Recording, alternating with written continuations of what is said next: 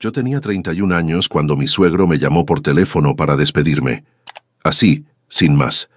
Yo estaba en Cancún, con los pies enterrados en la arena, con un mojito en la mano que ni siquiera había probado todavía, disfrutando las primeras vacaciones que me tomaba en 6 años.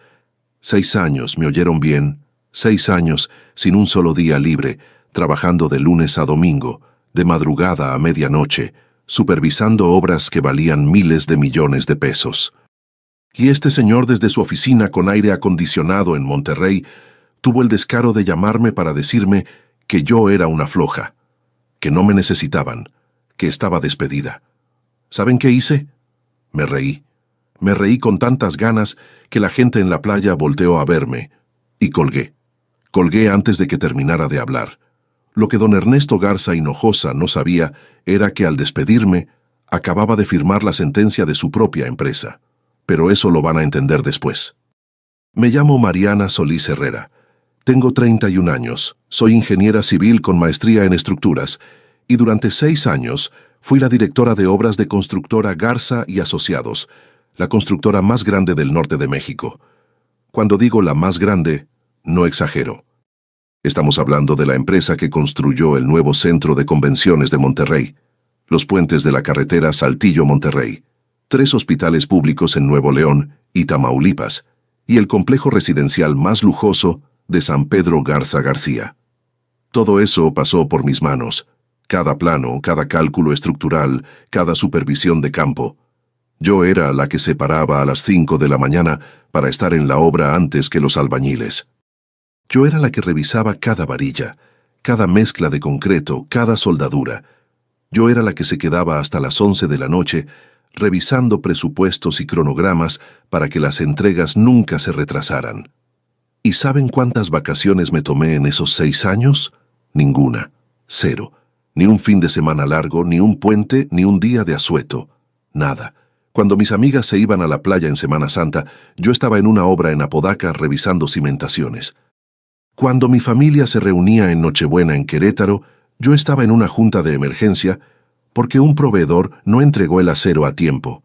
Me perdí cumpleaños, bodas, bautizos.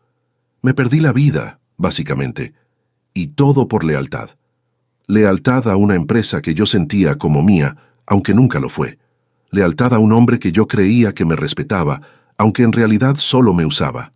Don Ernesto Garza Hinojosa, mi suegro, el fundador y CEO de la constructora. Un señor de 60 años, canoso, con trajes que costaban más que el sueldo mensual de cualquier obrero, y con una sonrisa que podía engañar a cualquiera. A mí me engañó durante 6 años. Pero voy a llegar a eso. Déjenme contarles primero cómo fue esa llamada, porque todavía me dan ganas de reír cada vez que lo recuerdo. Yo llevaba exactamente 3 días en Cancún. 3 días. Las primeras vacaciones que me autorizaron después de suplicar durante meses. Y no fue don Ernesto quien las autorizó, fue el Departamento de Recursos Humanos, que ya me había advertido que legalmente tenían que darme mis días o la empresa se iba a meter en problemas con la Secretaría del Trabajo. Así que, prácticamente obligados, me dieron 2 semanas. 2 semanas que yo planeé con la ilusión de una niña que va por primera vez a la feria. Llegué a Cancún un martes por la tarde. Me instalé en un hotelito modesto pero bonito, cerca de la zona hotelera, con vista al mar. Esa primera noche, dormí 12 horas seguidas. 12 horas. No recuerdo la última vez que había dormido más de 5. Me desperté y sentí que me habían cambiado el cuerpo. Desayuné unos huevos motuleños riquísimos en un restaurancito de la esquina. Me compré un sombrero de paja y me fui a la playa. Me sentía libre. Me sentía viva. Me sentía como la Mariana que era antes de entrar a esa empresa. El jueves al mediodía, estaba acostada en un camastro leyendo una novela que tenía pendiente desde hacía 2 años. Cuando sonó mi teléfono, vi el nombre en la pantalla, don Ernesto.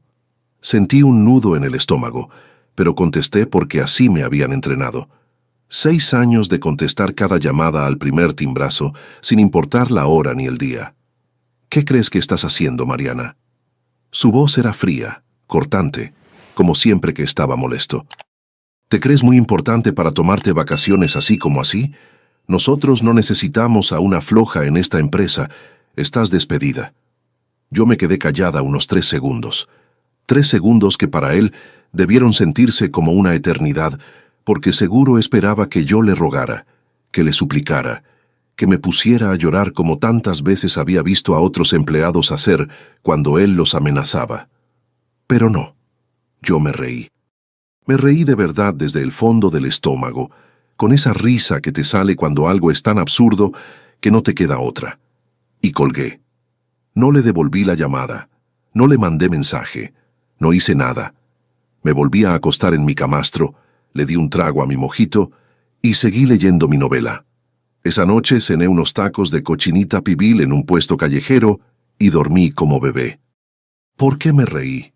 ¿Por qué no me desesperé como cualquier persona normal que acaba de perder su trabajo?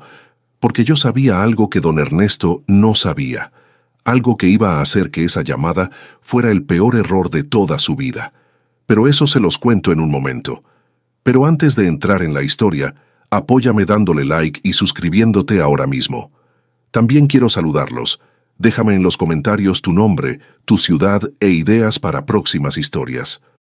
Gracias.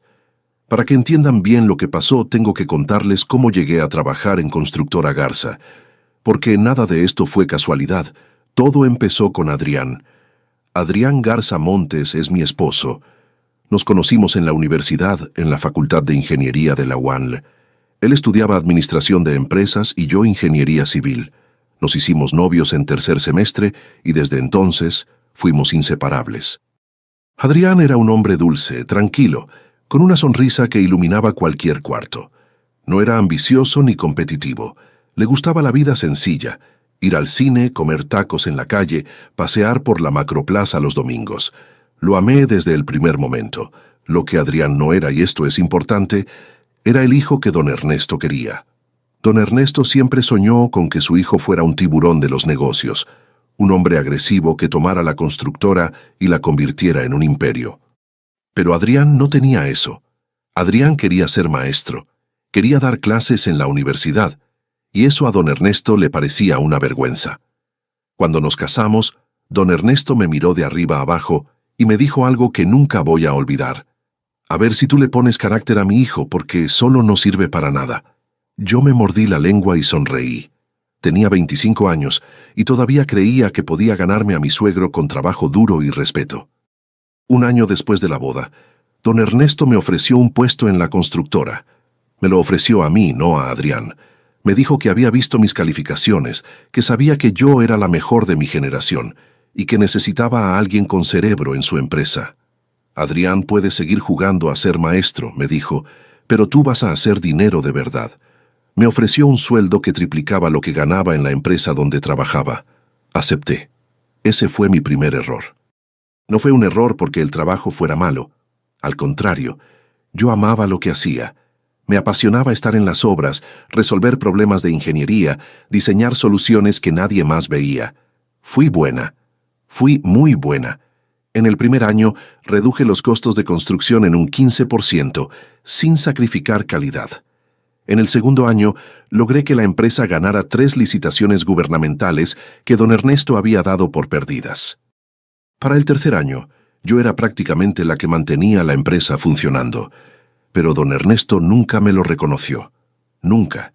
Ni una vez me dijo, buen trabajo o gracias. Lo máximo que recibía era un gruñido de aprobación cuando le presentaba los números. Y mientras tanto, el mérito se lo llevaba él. En las juntas con los inversionistas, en las cenas con los políticos, en las entrevistas con los periódicos, siempre era don Ernesto el genio detrás de todo. Yo era invisible. Y luego estaba Perla Garza Montes, la hermana menor de Adrián. Perla tenía 28 años, un título en mercadotecnia que nunca usó y una habilidad impresionante para gastar dinero que no se ganaba. Don Ernesto la adoraba. Era su princesa, su consentida, la niña de sus ojos. Perla no trabajaba en la constructora, pero opinaba sobre todo. Aparecía en la oficina cuando le daba la gana, se metía en las juntas, criticaba mis decisiones, y don Ernesto le daba la razón siempre. Siempre. Perla me odiaba. Me odiaba porque yo era todo lo que ella no era, profesional, trabajadora, independiente, y me odiaba porque sentía que yo le había robado la atención de su padre. Aunque esa atención era solo explotación disfrazada de confianza, Perla no lo veía así. Para ella, yo era la intrusa que se había metido en su familia y en su empresa. La relación con Adrián empezó a complicarse también. No porque dejáramos de querernos, sino porque yo nunca estaba. Trabajaba 16, 18 horas al día. Llegaba a la casa agotada, me tiraba en la cama y al otro día volvía a empezar. Adrián me esperaba con la cena lista. Me preguntaba cómo me había ido. Intentaba platicar, pero yo estaba tan cansada que apenas podía mantener los ojos abiertos. Me sentía culpable, pero no sabía cómo parar. Don Ernesto me había convencido de que sin mí la empresa se caía, y yo le creí. Lo que yo no sabía, lo que nadie me dijo hasta mucho después, era que don Ernesto llevaba años planeando algo que involucraba directamente mi trabajo, mis logros y mi futuro. Perla era parte del plan, y Adrián, sin querer, también. Había una pieza más en este rompecabezas, el ingeniero Tomás Villarreal. Tomás era un tipo que don Ernesto había contratado 6 meses antes de mis vacaciones. Un ingeniero mediocre con un currículum inflado y una facilidad enorme para decir que sí a todo lo que don Ernesto pedía. Yo lo entrené, le enseñé los procesos, le presenté a los proveedores, le expliqué los proyectos. Pensé que era mi apoyo, mi asistente. No me di cuenta de que lo estaban preparando para reemplazarme. Las señales estaban ahí, pero yo estaba tan ocupada trabajando que no las vi. Los correos donde ya no me copiaban. Las juntas a las que ya no me invitaban. Las decisiones que se tomaban sin consultarme. Todo fue gradual, sutil, como cuando te mueven los muebles del lugar 1 centímetro cada día y tú no te das cuenta hasta que un día tropiezas. Y lo que tampoco sabía era que mientras yo sudaba en las obras bajo el sol de 40 grados de Monterrey, don Ernesto estaba haciendo algo con los contratos que yo había conseguido. Algo que iba a explotar en el momento menos esperado. Regresé de Cancún un lunes por la mañana. Tomé el primer vuelo a Monterrey. Llegué al aeropuerto, agarré un taxi y me fui directo a la oficina. No fui a mi casa. No me cambié de ropa. Llegué con mis jeans, mis tenis y mi bronceado de playa, directamente a las oficinas corporativas de Constructora Garza en San Pedro Garza García. Cuando entré, la recepcionista me miró como si hubiera visto un fantasma. Se puso pálida, tartamudeó algo y agarró el teléfono. Yo caminé directo a mi oficina, o a lo que era mi oficina. Porque cuando abrí la puerta, mi oficina ya no era mi oficina. Mis cosas no estaban. Mi computadora no estaba. Mis planos no estaban. Mis reconocimientos no estaban. En su lugar, había un escritorio nuevo, una computadora nueva, y un letrerito en la puerta que decía Inge Tomás Villarreal, director de obras. Sentí un golpe en el pecho, no de sorpresa, porque en el fondo ya lo esperaba. Fue un golpe de confirmación. De ver con mis propios ojos lo que sospechaba desde hacía meses, pero no quería aceptar. Me habían borrado. En 3 días, habían borrado 6 años de mi vida en esa empresa como si nunca hubiera existido. Perla apareció en el pasillo como si la hubieran invocado.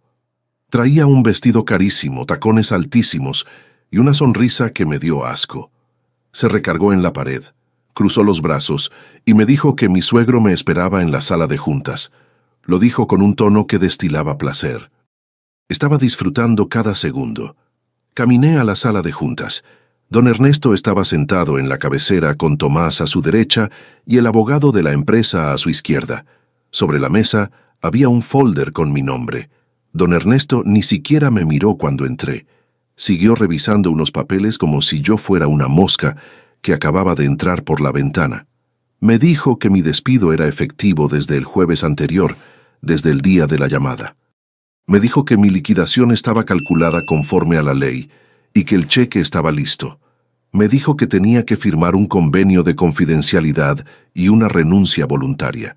Me dijo todo esto sin levantar la vista de sus papeles, como si estuviera leyendo una lista del supermercado. Yo me quedé parada frente a la mesa sin sentarme.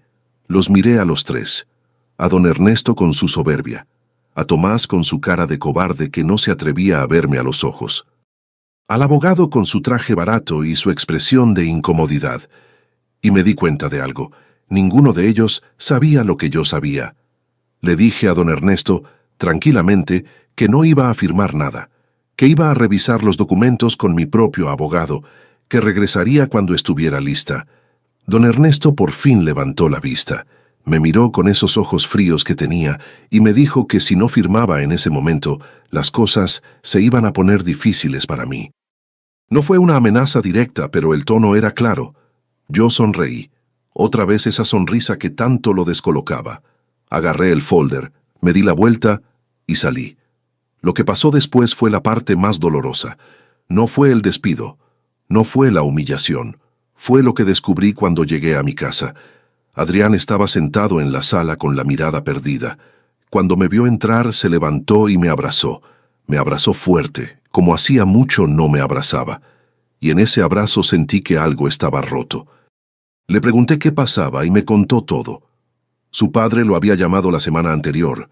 Le había dicho que yo era una amenaza para la empresa, que yo estaba robando contratos, desviando fondos, haciendo negocios por mi cuenta a espaldas de la constructora. Le había mostrado documentos, estados de cuenta, correos, todo falso, por supuesto. Pero Adrián no sabía eso. Adrián, mi esposo, el hombre que me conocía mejor que nadie, había dudado de mí. No me gritó ni me acusó. Adrián no era así. Pero la duda estaba en sus ojos. Esa sombra que te dice que la persona que amas ya no está segura de quién eres tú. Eso dolió más que cualquier despido. Perla había hecho su parte también. Le había mandado mensajes a Adrián. Le había dicho que me había visto en un restaurante con otro hombre, que tenía fotos. Las fotos eran de una cena de trabajo que yo había tenido con un proveedor hacía meses, completamente profesional, pero sacadas de contexto parecían otra cosa. Perla sabía exactamente qué botones presionar en su hermano. Los días siguientes fueron horribles. Yo estaba en mi propia casa sintiéndome como extraña. Adrián me hablaba pero no me miraba a los ojos. Mis llamadas a don Ernesto no eran contestadas. Los colegas que yo consideraba amigos no me respondían los mensajes. Estaba sola, completamente sola. Y luego vino la junta de inversionistas. Don Ernesto organizó una reunión con todos los socios de la constructora, los banqueros, los contactos de gobierno. Una junta donde iba a presentar los resultados del último año y los proyectos nuevos.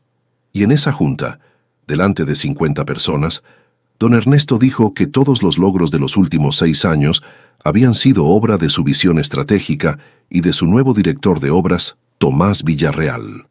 6 años de mi trabajo, de mi sudor, de mis noches sin dormir, se los atribuyó a otro en una sola frase. Alguien que estuvo en esa junta me mandó un mensaje después. Me dijo que don Ernesto hasta había mostrado una gráfica donde se veía el crecimiento de la empresa desde que Tomás se incorporó, manipulando las fechas para que pareciera que todo el progreso había empezado con él. Yo sentí que el piso se abría bajo mis pies. Pero fue exactamente en ese momento, acostada en mi cama a las 3 de la mañana, mirando el techo, cuando algo cambió dentro de mí. No fue rabia, no fue odio, fue claridad. Una claridad fría, limpia, como el agua de un manantial. Y en esa claridad vi exactamente lo que tenía que hacer. Lo que don Ernesto no sabía, lo que nadie sabía excepto yo, era que durante los últimos 3 años yo había guardado copias de absolutamente todo. No lo hice por desconfianza. No lo hice pensando que algún día me iban a traicionar. Lo hice porque soy ingeniera, y las ingenieras documentamos todo. Cada contrato que negocié, cada licitación que gané, cada cálculo que hice, cada correo que mandé, cada junta en la que participé, cada decisión que tomé tenía respaldo. Todo estaba guardado en una nube personal, organizado por fecha y por proyecto, con notas y observaciones. Pero había más, mucho más. Durante el último año, cuando empecé a notar que algo raro pasaba en la empresa, comencé a prestar más atención a los números, y lo que encontré me heló la sangre. Don Ernesto estaba facturando materiales que nunca se compraban. Cobraba por acero, concreto y mano de obra que nunca llegaban a las obras. La diferencia, millones de pesos, iba a parar a cuentas que yo nunca había visto. Cuentas que, después de investigar un poco, descubrí que estaban a nombre de Perla. Estamos hablando de fraude. Fraude en contratos con el gobierno. Obras públicas donde el dinero de los contribuyentes se estaba yendo al bolsillo de mi suegro y su hija. Hospitales con menos acero del que indicaban los planos. Puentes con especificaciones por debajo de lo requerido. Gente cruzando esos puentes todos los días, sin saber que debajo de sus pies había una estructura comprometida por la avaricia de un hombre que se creía intocable. Cuando descubrí esto, no dormí en 3 días. No por miedo, sino porque estaba documentando cada irregularidad con la precisión de un cirujano. Fotografías de las obras reales comparadas con los planos aprobados. Facturas de proveedores reales contra las facturas infladas que don Ernesto presentaba. Correos internos donde se daban instrucciones para reducir materiales. Todo. Y lo guardé. Lo guardé y no dije nada. No porque fuera cómplice, sino porque necesitaba tiempo para entender la magnitud del problema y decidir qué hacer. Y luego me despidieron, y todo cobró un sentido terrible. Ahora entendía por qué me habían despedido. No era porque fuera floja, no era porque me tomé vacaciones, era porque estaba cada vez más cerca de la verdad, y don Ernesto lo percibió. Perla seguramente había revisado mi computadora de la oficina y encontró algo que la asustó. Y la solución más fácil era sacarme de la empresa antes de que yo conectara todas las piezas. Lo que no sabían era que las piezas ya estaban conectadas. Y que las copias no estaban en la computadora de la oficina, sino en un lugar al que ellos nunca iban a poder acceder. La primera llamada que hice fue a mi amiga Lucero, abogada laboral con 15 años de experiencia y una reputación que hacía temblar a cualquier empresa en Monterrey. Le conté todo. Se quedó callada un rato largo y después me dijo algo que siempre recuerdo: que la justicia no es rápida, pero que cuando tiene evidencia sólida es imparable. La segunda llamada fue a la Secretaría de la Función Pública. Pedí hablar con el área de denuncias ciudadanas. Les expliqué, sin dar nombres todavía, que tenía evidencia de fraude en obras públicas. Me asignaron un número de caso y me pidieron que presentara la documentación formalmente. La tercera llamada fue la más difícil. Llamé a Adrián. Le pedí que nos viéramos en un café, lejos de la casa, lejos de su familia. Él llegó con cara de preocupación, con ojeras, con esa expresión de hombre que no sabe en quién creer. Me senté frente a él y le puse en la mesa una carpeta con la evidencia del fraude de su padre. No le pedí que me creyera. No le pedí que eligiera entre su familia y yo. Solo le dije que viera los documentos y que después decidiera él mismo quién estaba diciendo la verdad. Adrián leyó durante 1 hora. No dijo una palabra. Cuando terminó, levantó la vista y vi que tenía los ojos rojos. No de enojo, de vergüenza, de dolor, de darse cuenta de que su padre no era quien él pensaba. Me tomó la mano y me apretó fuerte. No necesitó decir nada. Ese apretón fue suficiente. Mientras tanto, Lucero preparó la demanda laboral más contundente que se había visto en Monterrey en años: despido injustificado, falta de pago de horas extras por 6 años, apropiación de crédito intelectual, hostigamiento laboral y daño moral. Cada punto respaldado con documentos, testigos y evidencia digital con marca de tiempo. Don Ernesto recibió la notificación de la demanda un martes por la mañana. Me cuentan que cuando la leyó, se puso rojo como un chile habanero y empezó a gritar que iba a destruirme, que yo no era nadie, que él conocía a jueces, a políticos, a gente poderosa, que me iba a arrepentir. Perla estaba ahí también, y dicen que aplaudió cuando su padre juró que me iba a acabar. Pero ese día, todo cambió. Porque al mismo tiempo que don Ernesto recibía mi demanda laboral, la Secretaría de la Función Pública recibía un paquete de documentos con toda la evidencia del fraude en las obras públicas, y no fue solo la Secretaría, también lo recibió la Auditoría Superior de la Federación y el Colegio de Ingenieros Civiles de Nuevo León, y un periodista del periódico El Norte que llevaba meses investigando irregularidades en la construcción pública del Estado. Mi silencio no era debilidad. Era estrategia. La primera señal de que algo iba muy mal para don Ernesto llegó 2 semanas después de la demanda. El periódico El Norte publicó un reportaje en primera plana sobre irregularidades en 3 obras públicas de Constructora Garza. El reportaje no me mencionaba a mí, pero los datos eran los mismos que yo había entregado: facturas infladas, materiales faltantes, especificaciones reducidas. El periodista había verificado la información de manera independiente. Había visitado las obras, había hablado con ingenieros y con trabajadores y había confirmado cada punto.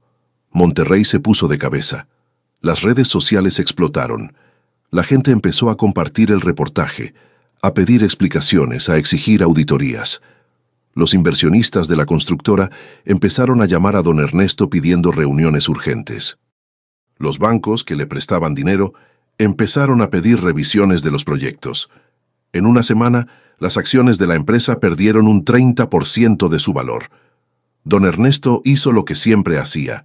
Salió en televisión con su traje caro y su sonrisa de político a decir que todo era una campaña de desprestigio, que la empresa tenía una trayectoria impecable, que los números estaban ahí para quien quisiera verlos, pero esta vez nadie le creyó. Porque los números sí estaban ahí, y decían exactamente lo contrario de lo que él aseguraba.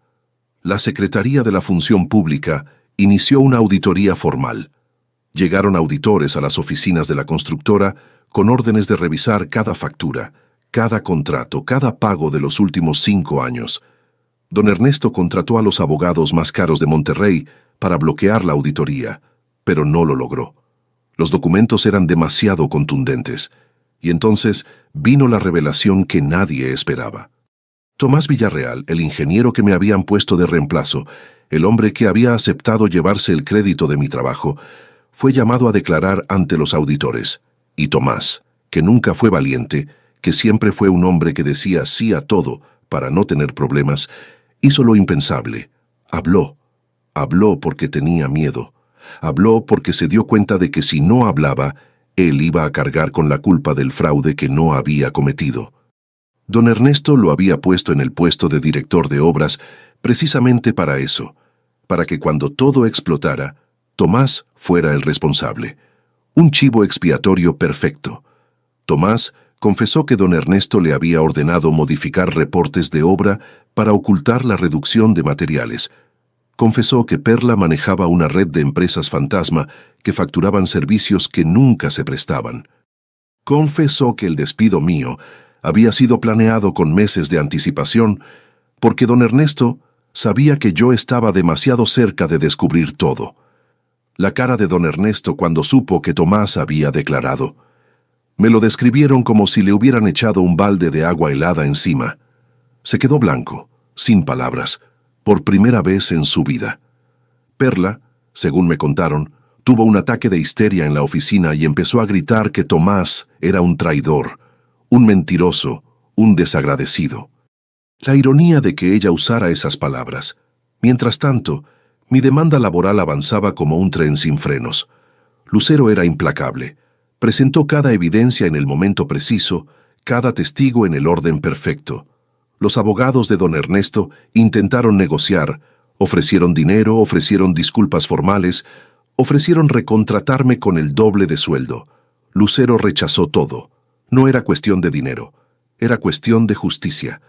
La audiencia de conciliación fue memorable. Don Ernesto tuvo que sentarse frente a mí, en una mesa con los abogados de ambos lados, y escuchar mientras Lucero presentaba 6 años de explotación laboral, documentada hora por hora. 6 años de domingos, trabajados sin pago extra. 6 años de vacaciones negadas. 6 años de logros atribuidos a otros.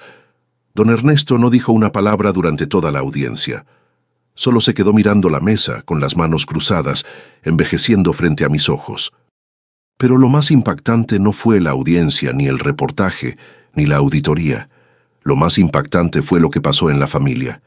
Adrián habló con su padre, fue a su casa, se sentó en la sala donde había crecido, y le dijo lo que nunca se había atrevido a decirle, que estaba decepcionado de él, que la mujer que él había despreciado y traicionado era la persona más íntegra que había conocido, que él, don Ernesto, le había enseñado que el éxito se mide en dinero y poder, pero que estaba equivocado, que el éxito se mide en la capacidad de mirarte al espejo sin vergüenza.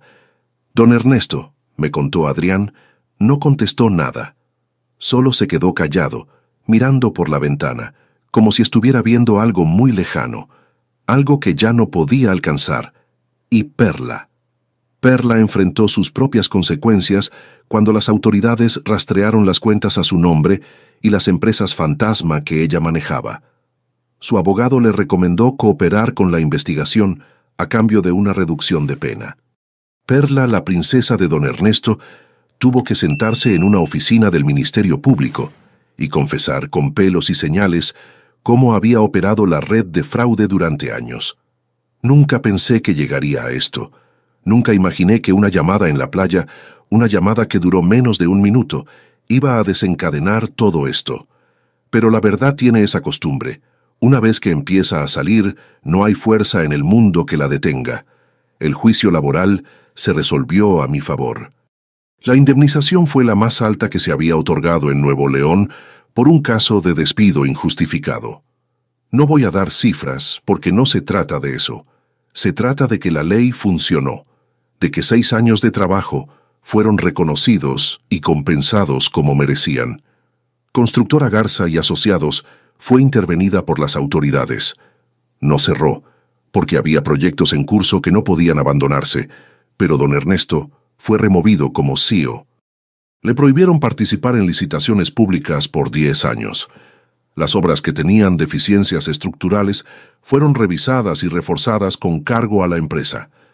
Nadie resultó herido, gracias a Dios, pero los ingenieros que revisaron los puentes y los hospitales dijeron que algunas de esas estructuras estaban a menos de 2 años de presentar fallas graves. Don Ernesto no fue a la cárcel. Llegó a un acuerdo con las autoridades donde aceptó pagar una multa millonaria, reparar todas las obras deficientes y retirarse de la industria de la construcción. A sus 60 años, el hombre que se creía el rey de Monterrey tuvo que aceptar que su reinado había terminado. No porque alguien lo derrocara, sino porque sus propias mentiras lo alcanzaron. Perla recibió una sentencia de servicio comunitario y la obligación de devolver cada peso que había recibido a través de las empresas fantasma. La última vez que supe de ella, estaba trabajando en una oficina de gobierno, haciendo trabajo administrativo. Ya no usaba vestidos caros ni tacones altos. ¿Y yo? Yo hice lo que siempre quise hacer. Con la indemnización y mis ahorros, abrí mi propio despacho de ingeniería estructural en Monterrey. Pequeño, modesto, pero mío. Mío de verdad, con mi nombre en la puerta. Solís Ingeniería Estructural. Empecé con proyectos chicos, casas particulares, remodelaciones, pero poco a poco fui creciendo. Hoy tengo un equipo de 8 personas y estamos trabajando en nuestro primer proyecto grande. Un centro comunitario en una colonia popular de Apodaca. No es un rascacielos ni un puente millonario, pero es honesto. Cada varilla está donde debe estar. Cada cálculo es correcto. Cada peso está justificado. Adrián y yo estamos juntos. Lo que pasó nos lastimó, no voy a mentir. La desconfianza dejó cicatrices que tomaron tiempo en sanar. Pero sanaron. Adrián dejó la sombra de su padre y finalmente se atrevió a ser quien siempre quiso ser. Hoy da clases de física en una preparatoria pública y llega a la casa con la sonrisa más grande que le he visto en años. Don Ernesto nos buscó hace unos meses. Llegó a nuestra casa sin avisar, con la cara avejentada y los hombros caídos. No venía a pelear ni a amenazar, venía a pedirme disculpas. Me dijo que yo había sido lo mejor que le había pasado a su empresa y que él había sido demasiado soberbio para verlo. No sé si le creí completamente, pero le abrí la puerta y le ofrecí un café, porque la venganza no es destruir al otro, la venganza es construir una vida tan sólida que nadie pueda derribarla. En ese momento, entendí que mi silencio nunca fue debilidad. Fue la cimentación más fuerte que he construido en mi vida. Si te gustó esta historia, haz clic en suscríbete Y cuéntame en los comentarios qué parte te impresionó más. Mañana hay más historias. Nos vemos allí.